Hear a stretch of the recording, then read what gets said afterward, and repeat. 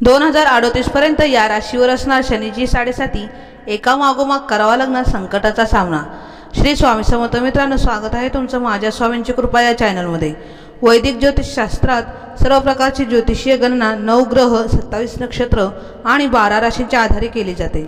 वैदिक ज्योतिषात ग्रहांची विशेष भूमिका आहे। सर्व ग्रहांपैकी शनी हा सर्वात क्रूर ग्रह मानला जातो। शनीचा प्रभाव व्यक्तीला त्याच्या कर्मावर आधारित असतो।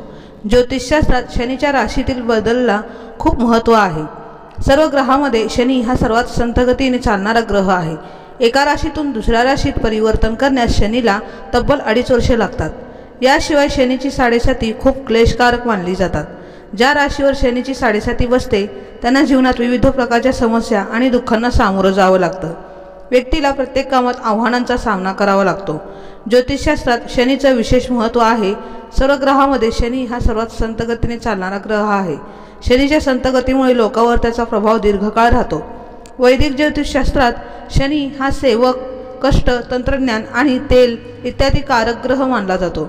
मकर आणि कुंभ राशीचा स्वामी ग्रह शनी आहे। शनी तुळ राशीमध्ये उच्च आणि मेष राशीमध्ये दुर्बल आहे। वर्ष 2038 पर्यंत कोणत्या राशीत शनीची साडेसाती राहील? सध्या शनी कुंभ राशीत आहे। 2.5 वर्ष कुंभ राशीत राहिल्यानंतर 2025 मध्ये शनी मीन राशीत प्रवेश करणार आहे। अशा स्थितीत मेष राशीवर शनीची साडेसाती पहिली अवस्था सुरू होईल। साडेसातीचा दुसरा टप्पा मीन राशीवर असेल आणि शेवटचा टप्पा कुंभ राशीवर असेल। कुंभ राशीचे लोक 3 जून 2027 पर्यंत साडेसातीच्या प्रभावाखाली असतील। 2025 मध्ये जेव्हा शनीची राशी बदलते तेव्हा मेष राशीच्या लोकांवर शनीची साडेसाती सुरू होईल। ही साडेसाती 2032 पर्यंत राहील। 2027 मध्ये वृषभ राशीच्या लोकांवर शनीची साडेसातीचा पहिला टप्पा सुरू होईल। मिथुन राशीच्या लोकांसाठी शनीची साडेसाती 8 ऑगस्ट 2029 पासून सुरू होईल आणि 2036 पर्यंत संपेल। कर्क राशीच्या लोकांसाठी मे 2032 पासून शनीची साडेसाती सुरू होईल। या राशीवर साडेसाती 22 ऑक्टोबर 2038 पर्यंत राहील।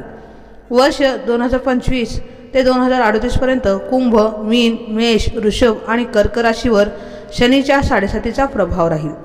तर मित्रांनो आणि मैत्रिणींनो, आजचा हा व्हिडिओ तुम्हाला कसा वाटला ते मला नक्की कमेंटमध्ये सांगा आणि कमेंट बॉक्समध्ये श्री स्वामी समर्थ लिहायला विसरू नका। असेच आपले नवीन व्हिडिओ पाहण्यासाठी आपल्या चॅनलला सबस्क्राईब करा, लाईक करा आणि शेअर करा। भेटूया पुढच्या व्हिडिओमध्ये।